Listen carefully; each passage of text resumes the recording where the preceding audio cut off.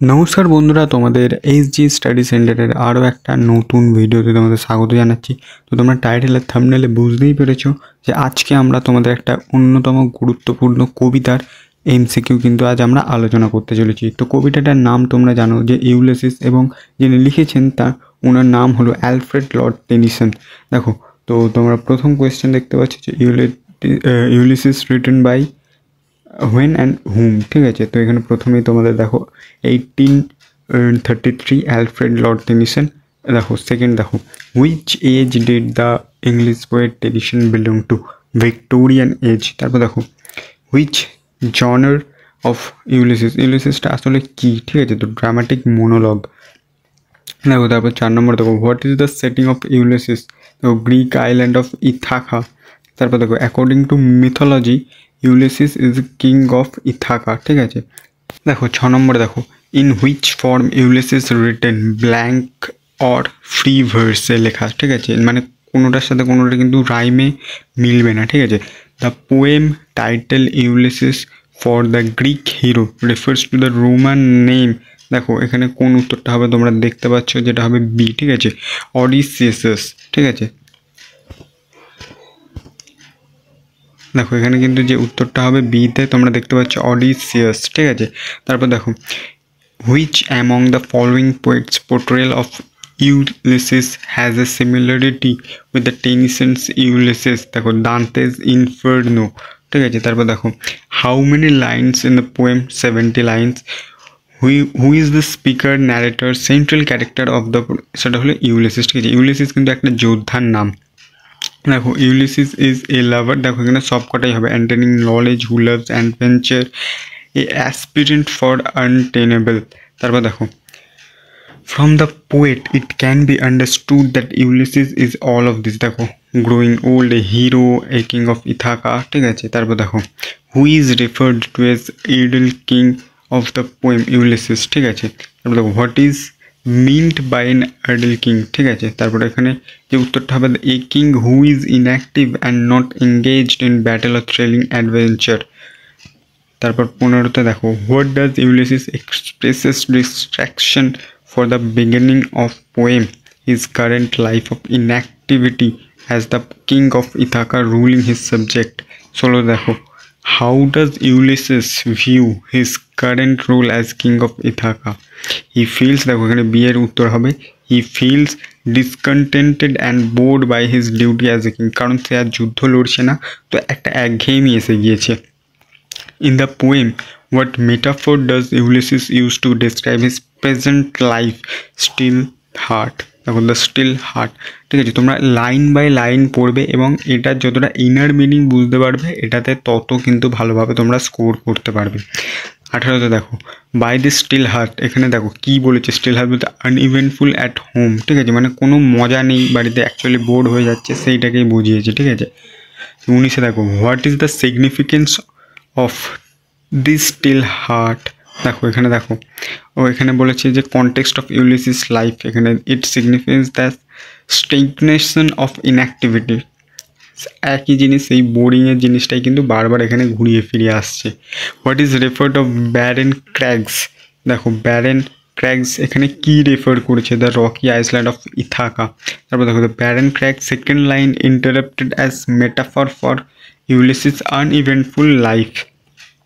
Why does Ulysses refer to barren crags?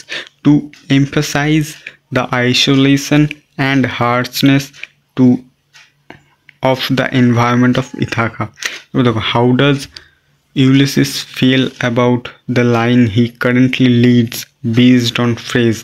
By সেই একই লাইনটাকে আবার কিন্তু তুলে ধরেছে by this still heart among these barren crags he feels restless and trapped into a monotonous life.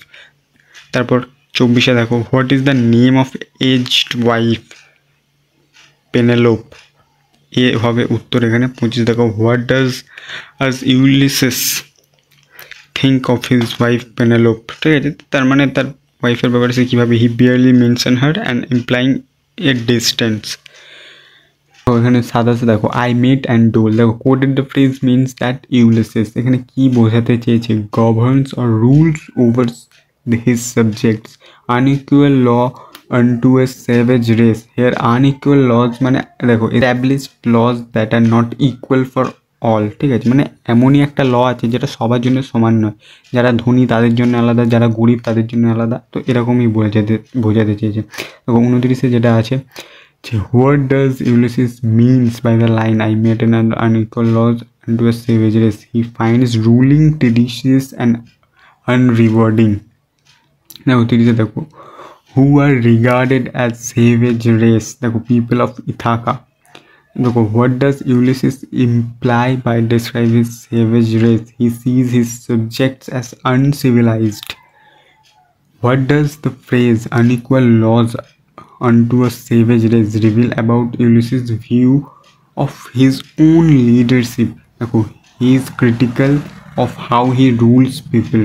তারপর দেখো what does Ulysses means that hoard and sleep and feed, his subject live simple, ঠিক আছে, live without engaging of war and adventure, মানে সে actually অলস হয়ে গিয়েছে এমন একটা রাজা যা শুধু সাধারণভাবে নিজেদের জনগণকে দেখছে, কোনো ওয়ার বা যুদ্ধে যাচ্ছে না, কোনো নতুন করে কোনো দেশ জয় করছে না, অ্যাকচুয়ালি বোর হয়ে যাচ্ছে। একই জিনিস সে শুরু থেকেই ঘোরাতে চেয়েছে যে ইউলিসিসের বর্তমান পরিস্থিতি তাকে। The subject of Ulysses are ignorant about him.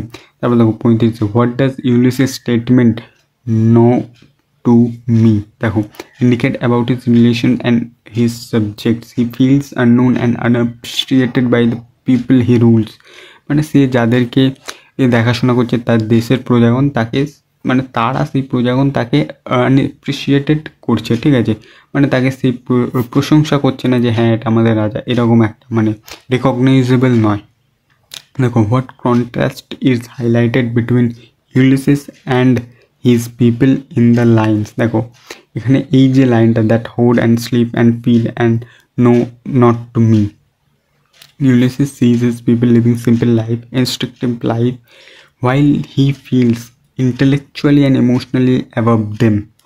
তারপর দেখো 37 what does Ulysses want to say by I cannot rest from travel, দেখো he is restless and has no desire to stop travelling and exploring world. তো তোমাদের এখানে একটা কথা বলি, যারা কোনো সাবজেক্টের নোটস নিতে চাও ফাইনাল মুমেন্টে তো আমাকে এই নাম্বারটিতে মেসেজ করতে পারো, এবং 12-এ যারা ব্যাচে ভর্তি হতে চাও 4th সেমিস্টারের জন্যে তো তারাও এই জিনিসটা কিন্তু নাম্বারটাকে মেসেজ করতে পারো যদি ইচ্ছা থাকে অনলাইন ক্লাসের মাধ্যমে। তারপর দেখো 38-এ what does Ulysses suggest about his future in the context of line I cannot rest from travel, দেখো he desired to leave behind his current life and seek, সে কিন্তু এই জীবনটাকে ছেড়ে আবার নতুন করে অ্যাডভেঞ্চার করতে চাইছে, এটাকেই সে বুঝিয়েছে। what is the speaker in Ulysses longing for new adventure, কি চাইছে ইউলিসিস নতুন করে, ঠিক আছে, নতুন এক্সপিরিয়েন্স এবং অ্যাডভেঞ্চার। দেখো what does Ulysses compares life to in pure poem, দেখো এই জার্নি তার জীবনটাকে কিসের সাথে কম্পেয়ার করেছে। What does the word lees refer to, the sediment at bottom of a drink, দেখো in the line I will drink life to the lees, দেখো এখানে কী বোঝাতে চাইছে Ulysses, he wants to live life to fullest, embrace every experience, সে কিন্তু জীবনটাকে বাঁচতে চাইছে, সব কিছু এক্সপিরিয়েন্স করতে চাইছে, যে এইগুলোকে অ্যাডভেঞ্চারও করতে চাইছে, ঠিক আছে। তারপর এখানে 43-তে দেখো what does the speaker say about his past experience in life, he has enjoyed and suffered greatly both in company and alone, দেখো how does Ulysses view his past experience essential to his identity. তারপর দেখো 45 by the phrase those that loved me, Ulysses refers to, কী বোঝাতে, his fellow warriors and companions, যে তার যে সাথীরা ছিল তাকে কিন্তু এখনও ভালোবাসে, সেটাই বোঝাতে চাইছে। What does Ulysses suggest about his life when he says both with those that loved me, দেখো he has experience both companionship and solitude with his journey. দেখো 47 what is the significance of scudding drifts Ulysses's travels, এখানে it symbolise that obstacles and challenges he faced at the sea, সে যখন নতুন কোনো যুদ্ধে যেত বা অ্যাডভেঞ্চারে যেত, সেখানে যে বাধা বিপত্তিগুলো সে ফেস করতো সেগুলো কিন্তু অ্যাকচুয়ালি সে এক্সপিরিয়েন্স হিসেবে নিত। দেখো 48, দেখো 48-এ দেখো Hyades is a group of stars, যেটা ভি শেপে, ঠিক আছে। 49 দেখো what is the effect to the rainy Hyades on the sea, the stars are said cause of rain and storms disturbing sea. দেখো ওই যে ভি কালারের শেপটা হতো তখন মানে সমুদ্রে কী অ্যাকচুয়ালি বোঝাতো। দেখো তখন যে ঝড় উঠবে বা সমুদ্র উত্তাল হয়ে উঠবে সেটাকে কিন্তু অ্যাকচুয়ালি বোঝানোর জন্য ওই ভি শেপটা তখন আকাশে উঠতো। দেখো 50 নাম্বার এবং লাস্ট দেখো what is the significance of the rainy Hyades in the poem, it represents difficulties and challenges face during Ulysses journeys বা অ্যাডভেঞ্চার। দেখো এরপরেও কিন্তু এখনও 50টা আছে। তোমরা যারা নোটস কিনতে চাও ফাইনাল মুমেন্টে তোমরা মেসেজ করতে পারো, আমি কিন্তু একদম কম দামে সেই নোটসটাকে তোমাদের প্রোভাইড করার চেষ্টা করব।